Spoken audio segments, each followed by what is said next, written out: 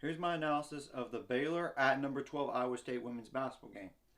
Baylor stunned Iowa State in Ames, 76 to 70. Granted, I know Iowa State got like 42 points in the paint, but Baylor had 40. I know it's not as good as Iowa State, but here's the key stat you gotta keep in mind. Iowa State is a three-point shooting team. They shot terrible from there today. Terrible, to say the least. In terms of the field, 42.4%, 28 for 66 overall. That's pretty good. That's good, but of course you want it down in the 30s. But that's besides the point. Iowa State was 5 for 24 on threes tonight. 20.8%. One three made by Ashley Jones out of 9 attempts. Granted, 3 of those came from one player who lit up with 25 points. And Neymar Dew, number 1. Yeah, that's 6 foot 2 inches tall at 4.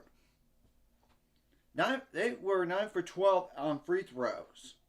They had 34 rebounds, 10 of those offensive, 17 assists, 7 steals, 4 blocks, 15 turnovers, 19 fouls, only 4 bench points. Well, here's the deal. Iowa State, I know they're practically the same team as last year, minus Aubrey Jones, in addition of Danae Fritz, who missed most of last year due to an injury. And not only that, they don't have Stephanie Soares. I knew Baylor had a chance. I knew they did. Like I said, when Iowa State did lose the game to Kansas State, as well as doing a preview on this game. They don't play the bench that often. Baylor had 13 points off the bench from one player, Dayon Little Page Bucks, who went off with 12 rebounds as well, but I'll go over individual stats later. Baylor shot 47.5% from the field, 29 for 61 overall, 4 for 12 on threes. I know they didn't attempt many threes, but they were getting to the rim and getting some points in the paint. And they made 14 out of 20 free throws. You would like to see that to be better. Obviously, you would. But you got the win here. 37 rebounds. 9 of those offensive. So I rebounded Iowa State. That's a good thing. But you need to work on giving up those offensive rebounds for Iowa State. 15 assists. That's okay. 8 steals. That's good. 3 blocks. That's good. Now, I know it's not as good as Iowa State's with 4. 16 turnovers. I know she's not happy about the turnovers right now. I think you call it is. I know she's not. 17 fouls. So, individual numbers here. Jamie Asbury had 14 points on 4 for 7 shooting, 6 for 7 on the free throw line, 5 rebounds, 1 assist, 1 turnover. Jaden Owens had 9 points on 4 for 10 shooting, 1 for 2 on threes, 2 rebounds, 8 assists, 2 steals, 1 block, 4 turnovers. She's got to cut that down. And 3 fouls. Sarah Andrews had 21 points on 7 for 17 shooting, 2 for 7 on threes. I know she didn't shoot great from 3, but she was getting to the rim and made 5 out of 7 free throws. Granted, you like to see 6 out of 7 or 7 out of 7. But that's besides the point. 4 rebounds, 4 assists, 3 steals, 3 turnovers. That's still too many turnovers. And 3 fouls. Now, Bella Flournoy, that was just tough on the foul game for her. 5 points on 2 for 5 shooting, 0 for 2 on threes, 1 for 2 on free throws, 2 rebounds, 1 steal, 4 turnovers, which is too much, and 5 fouls. Yeah, just a rough day.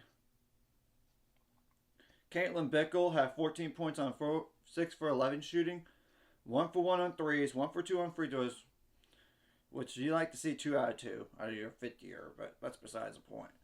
5 rebounds, 3 of those offensive, 1 assist, 1 block, 2 turnovers, 4 fouls. So she had to deal with foul trouble in the game. Erica Porter played 1 minute in the game only because of foul trouble. She got turnover, which was a travel. But she was in there to defense and try to help on that. Karen Ferreira did not play less. She played less than a minute in this game, but she was involved.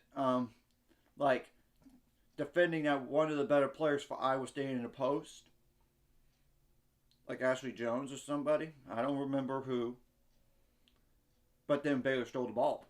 I mean, that's what she did. Janet Van Geinbeek only played 7 minutes. She did not record any points, nor any shots, nor any free throws. But she did have one steal, though. Daryl Page Buggs was something else. 13 points off 6 for 11 shooting. 1 for 2 on free throws. 12 rebounds, 4 of those offensive.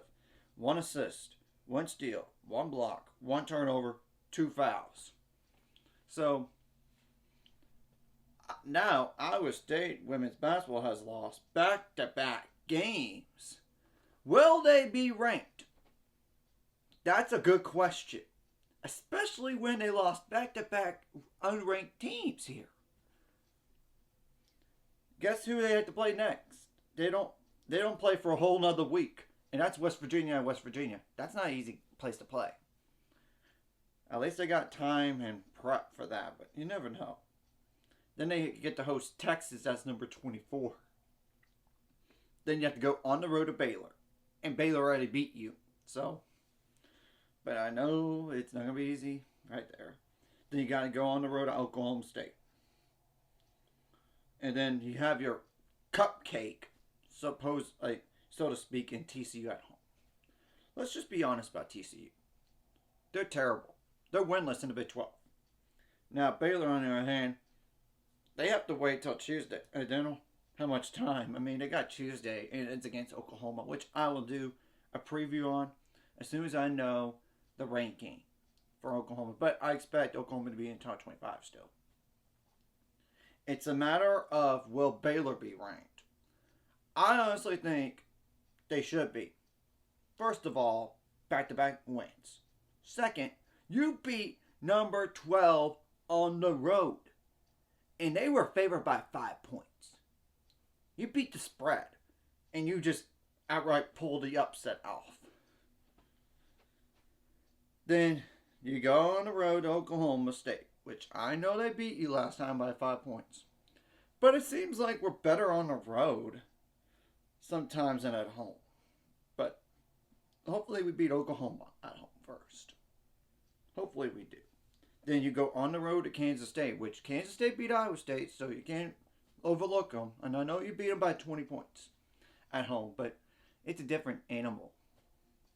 I mean, then you have to play Iowa State again, but in Waco. Then you go on the road to TCU. Granted, it's on the road, but you should win that game. And I'm going to go over the standings real fast. I know there's one Big 12 game tomorrow, but Texas is 9-2. Oklahoma's 8-3. Baylor is 7-3. Iowa State's 7-4, which is huge, by the way. Oklahoma State's 6-5. West Virginia's 500 at 5-5. Kansas is 4-6. Texas Tech 3-6. Kansas State 3-7. TCU 0-4-11.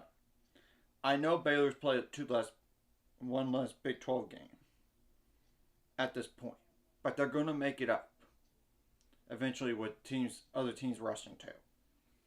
So really, that Oklahoma game is kind of crucial because loser of that game, 4 conference losses, and you still have a shot to get revenge against Texas.